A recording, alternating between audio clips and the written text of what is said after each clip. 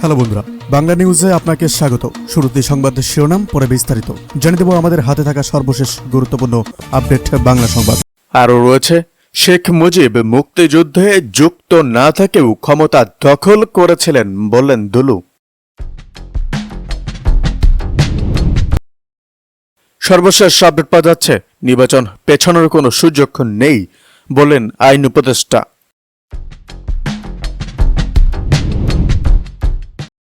জাকসু নির্বাচনে ভোট গ্রহণের সময় বাড়ানো হল কাজী নজরুল হলে।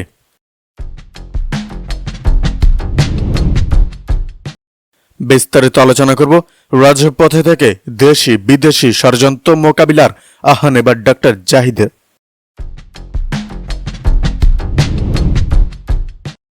সর্বশেষ আপডেট পাওয়া যাচ্ছে, শহীদ প্রেসিডেন্ট জিয়াউর রহমানের মাজার সবার জন্য উন্মুক্ত বললেন রুমন।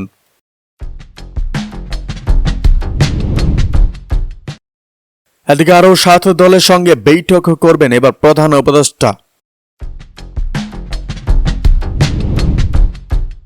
এদিকে নিউ ইয়র্কে মাহফুজ আলমের ওপর হামলার চেষ্টা, এদিকে এনসিপির নিন্দা।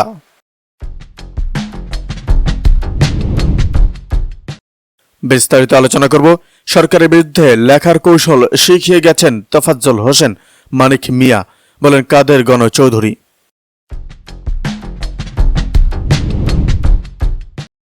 বিস্তারিত আলোচনা করব জাতীয় পার্টি চেয়ারম্যানের প্রেস সেক্রেটারির পদত্যাগ।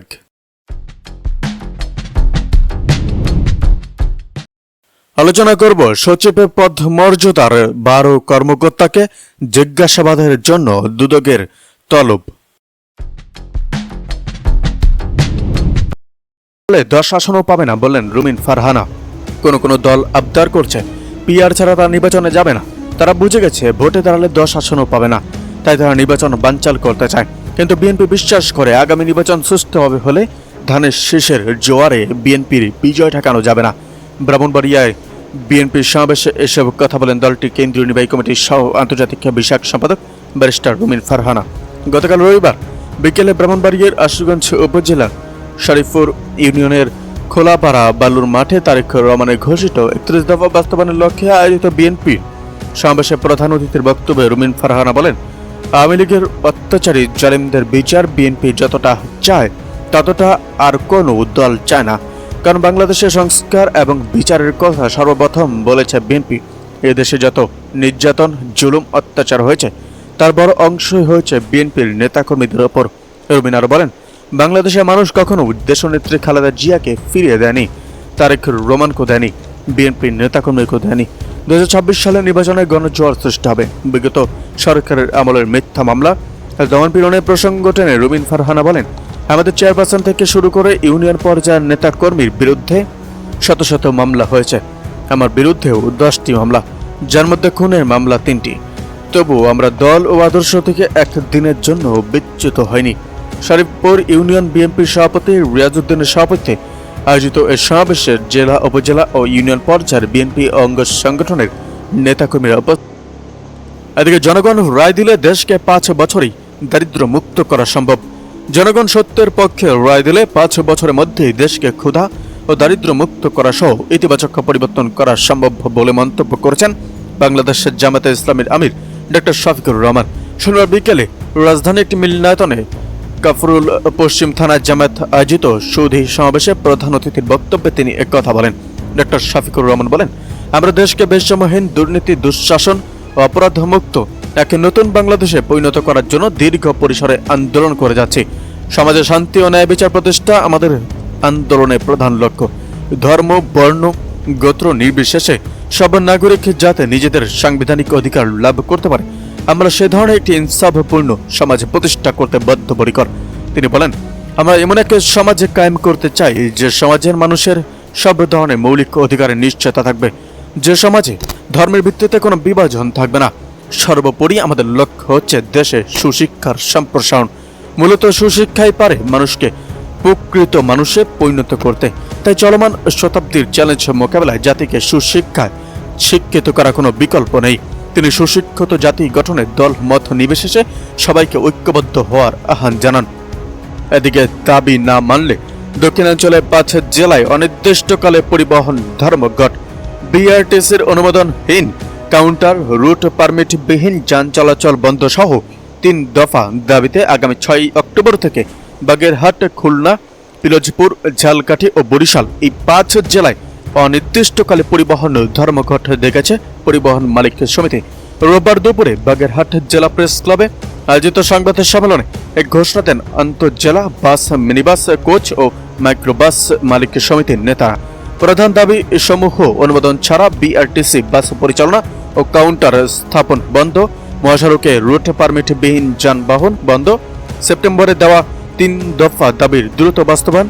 নেতারা অভিযোগ করেন বিআরটিসি নামধারী কিছু গাড়ি অনুমোদন ছাড়াই যত্রতত্র চলাচল করছে এবং যেখানে সেখানে কাউন্টার বসানো হচ্ছে, যা স্থানীয় ডিপো কর্মকর্তাদের সহযোগিতায় একটি চক্র পরিকল্পনা করছে। এতে বৈধ পরিবহন মালিকরা আর্থিকভাবে ক্ষতিগ্রস্ত হচ্ছেন। এছাড়া মহাসড়কের লাইসেন্সবিহীন ও অদক্ষ চালকদের দ্বারা পরিচিত ইজি বাইক, মহিন্দ্র, নজমিন এবং আরও বিভিন্ন যানবাহন শৃঙ্খলা ভেঙে পড়েছে বলে উল্লেখ করেন তারা। মালিক সমিতির পক্ষ থেকে জানানো হয়, আগামী 5 অক্টোবরের মধ্যে দাবি না মানা হলে 6 অক্টোবর ভোর থেকে অনির্দিষ্টকালের জন্য ধর্মঘট শুরু হবে।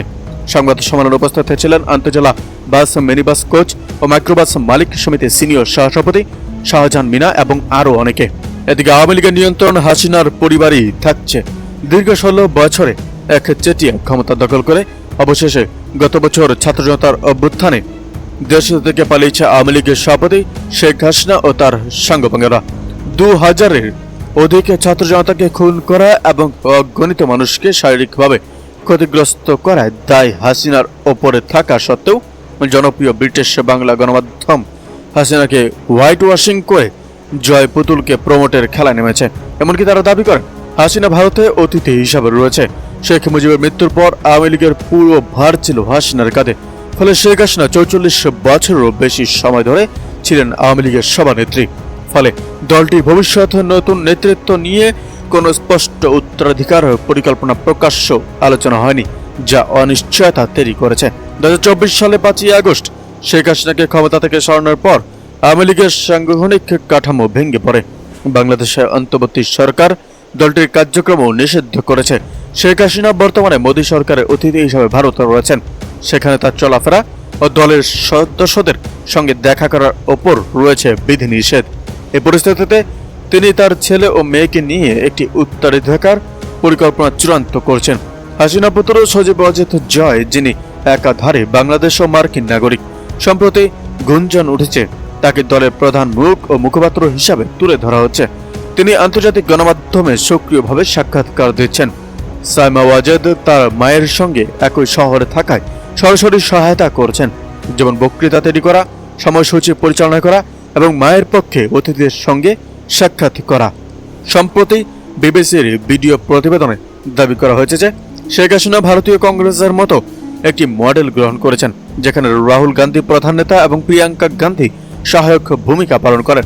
এই মডেলটি সজীব ও সাইমার মাধ্যমে আওয়ামী লীগে বাস্তবায়ন করা হচ্ছে।